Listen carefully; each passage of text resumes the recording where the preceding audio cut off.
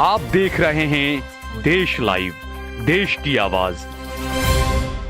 अस्सलाम वालेकुम, आदाब, नमस्कार, सत श्री अकाल। देश लाइव में आपका स्वागत है। मैं हूं सहल कुरैशी। दोस्तों, पिछले 3 दिनों से बल्कि 15 अगस्त के बाद से लगातार सोशल मीडिया पे खबर चल रही थी अरनाज, गुजरात के खेरालू गांव की एक लड़की जिसके साथ में स्कूल के लोगों ने जो नाइंसाफ़ी की, उसका अवार्ड नहीं दिया। पहले नंबर पर भी थी लेकिन दूसरे नंबर पर जो थी उसका अवार्ड दे दिया गया। काफ़ी लोगों ने इसको लेकर आवाज़ उठाई। जिन जिन लोगों ने आवाज़ उठाई, वो चाहे सामाजिक कार्यकर्ता हों, चाहे किसी पार्टी से हों, विधायक हों, पूर्व विधायक हों, एक्टिविस्ट हों, उन तमाम का मैं शुक्र अदा करता हूं कि उन लोगों ने इस बात को, इसकी आवाज़ को उठाया। और जब आप आवाज़ उठाते हैं तो बिल्कुल, अगर आप इंसाफ के लिए आवाज़ उठाएंगे तो बिल्कुल आपको इंसाफ ज़रूर मिलेगा। और इंसाफ के लिए आवाज़ उठानी भी चाहिए। वो कहा जाता है ना कि सत्य जो है वो परेशान हो सकता है लेकिन पराजित नहीं हो सकता। अगर आप सच्चाई पर हैं, अगर आप हक पर हैं तो आपको परेशानी ज़रूर होगी लेकिन आप पराजित नहीं होंगे, आपकी हार नहीं होगी अगर आप एकदम मजबूत इरादों के साथ में अगर डटे रहे। ऐसा ही यहाँ पर हुआ कि जब अरनाज को 15 अगस्त के दिन अवार्ड दिया जाना था, वो स्कूल के अंदर पहले नंबर पर आई थी लेकिन उसका अवार्ड नहीं दिया गया। लेकिन जिस तरीके से लोगों ने आवाज़ उठाई, सोशल मीडिया पर कई अलग अलग न्यूज़ के पोर्टल्स ने भी आवाज़ उठाई, उसके बाद आखिरकार ये हुआ कि स्कूल प्रशासन को झुकना पड़ा, अपने घुटने टेकने पड़े। कुछ लोग इसे ये भी कह सकते हैं कि जो बीजेपी के लोग, जो आरएसएस के लोग मोहब्बत की दुकानों को दिखावा बता रहे हैं, मोहब्बत की दुकानों को छलावा बता रहे हैं, उन्हीं की प्रयोगशाला गुजरात के अंदर आज एक मोहब्बत की दुकान खुल गई।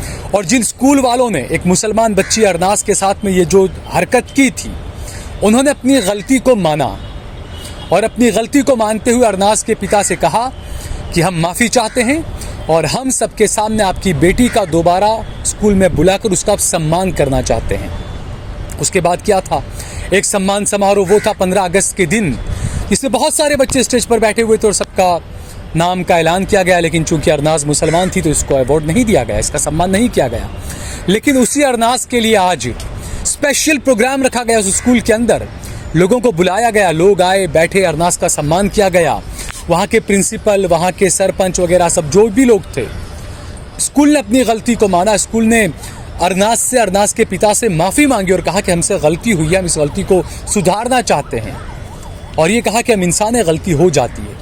अब ये गलती हुई थी या गलती कराई गई थी, ये तो अब ईश्वर, परमेश्वर, अल्लाह, पालनहार वही जाने।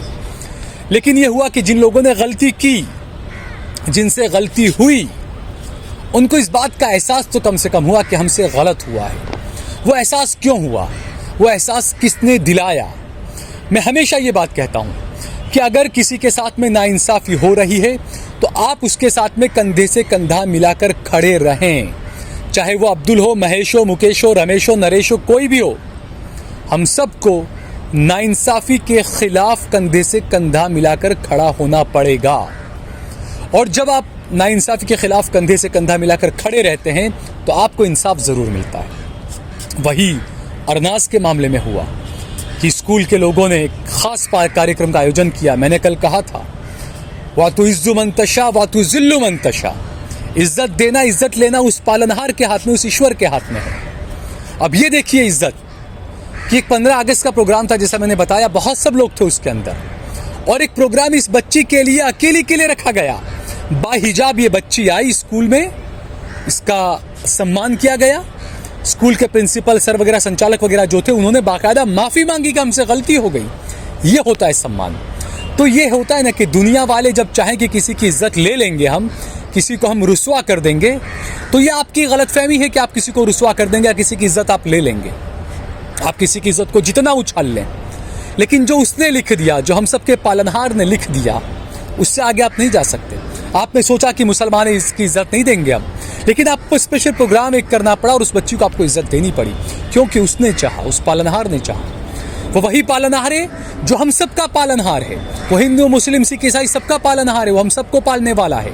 हम सबको ये सोचना चाहिए कि मरने के बाद हमें उसके सामने खड़ा होना है।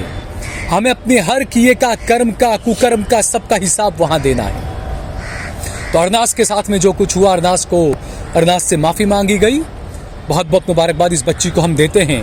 और कुछ अच्छे लोग हैं जिन्होंने मुझे फ़ोन किया और मुझे कहा कि साहिल भाई आप उस बच्ची के पिता से बात करिए, वो बच्ची अगर मेडिकल लाइन में है, उसके इतने अच्छे 91.60% आए हैं, तो हम उस बच्ची को उसका पढ़ाई का खर्चा और उसका स्कॉलरशिप वगैरह हम सब उसको दिलाना चाहते हैं, हम उसको दिलवाएंगे। गुजरात के बाहर के लोग थे वो, तो ऐसे लोग भी हैं। तो जिसे ऊपर वाला चाहे नवाजना तो ऊपर वाला कैसे भी नवाज देता है। अरनाज एक गरीब फैमिली की, गरीब परिवार की बच्ची है, उसके पिता खेती मजदूरी का काम करते हैं। अब जैसे तैसे करके उस बच्ची ने 10वीं में 91% मार्क्स वो लेकर आई, जिसके साथ में जो चीज़ें हुई, लेकिन आखिरकार वो एक सेलिब्रिटी बन गई और सब लोग उसको जानने लगे। देश ही नहीं दुनिया भर के अलग अलग सोशल प्लेटफॉर्म्स पर उसकी आवाज़ उठने लगी और ये प्रेशर बना, आप सबके साथ से सहयोग से प्रेशर बना कि स्कूल प्रशासन को माफ़ी मांगने लगी, माफ़ी मांगनी पड़ी, उनका एहसास हुआ कि हमने गलती की है। तो मैं यही कहूँगा कि जब भी ऐसा कहीं कुछ गलत किसी के साथ में होता है, आप प्रेशर बनाएं। हिंसा करने का नहीं कह रहे हम, इंसाफ के लिए लड़ने की बात कर रहे हैं। इंसाफ के लिए इंसाफ के तरीके से लड़िए आप। हमने देखा पिछले दिनों BBC ने महमूद बेगड़ा को लेकर एक गलत स्टोरी छाप दी थी, लोगों ने उसका विरोध किया फेसबुक पर जाकर, और कई हिस्ट्री के जो माहिरीन थे उन्होंने जो है वो उसका विरोध किया, और आखिरकार BBC को अपनी खबर को बदलना पड़ा, अपनी हेडलाइन को बदलना पड़ा और अपनी खबर के अंदर भी कुछ बदलाव करना पड़ा। तो ये आप लोगों की यूनिटी, मैं आप देखिए, कई लोग कहते हैं देश लाइव मुसलमानों का चैनल है, मैं उनसे कहूँगा आप जाइए मेरे फेसबुक के ऊपर, आप पिछले मेरे 5 वीडियो उठाकर देखिए, आप मुसलमानों से ज़्यादा मेरे हिंदू भाइयों के कमेंट्स है उसमें, वो अप्रिसिएशन कर रहे हैं कि साहिल भाई आप बहुत अच्छा काम कर रहे हैं। तो पत्रकार का काम ये नहीं होता है कि वो सरकार की गोद में जाकर बैठ जाए। पत्रकार का काम होता है कि वो सरकार को आईना दिखाए कि देखिए आप क्या गलत कर रहे हैं। ये पत्रकार का काम होता है, ये पत्रकार की जिम्मेदारी है। और जो दूसरे लोग हैं जिन्हें मेरा काम नहीं अच्छा लग रहा है, जिन्हें लगता है कि मैं सरकार के खिलाफ बोल रहा हूँ, तो मैं उनसे कहूँगा आपके जो तथाकथित अच्छे गोदी मीडिया के एंकर्स हैं, सूट बूट वाले, आप उन्हें देखिए, उन्हें लगातार देखते रहिए आप, और अपने बच्चों को दंगाई बनाते रहिए आप। तो बहरहाल अगर आपको ये वीडियो पसंद आई हो तो इस पर ज़्यादा से ज़्यादा कमेंट करिएगा और इस वीडियो को ज़्यादा से ज़्यादा शेयर करिएगा। और सोशल मीडिया के तमाम प्लेटफॉर्म्स पर, फेसबुक पर, ट्विटर पर, इंस्टाग्राम पर, इन तमाम प्लेटफॉर्म्स पर आप देश लाइव को ज़रूर फॉलो करें और ज़्यादा से ज़्यादा हमारा सहयोग भी करें।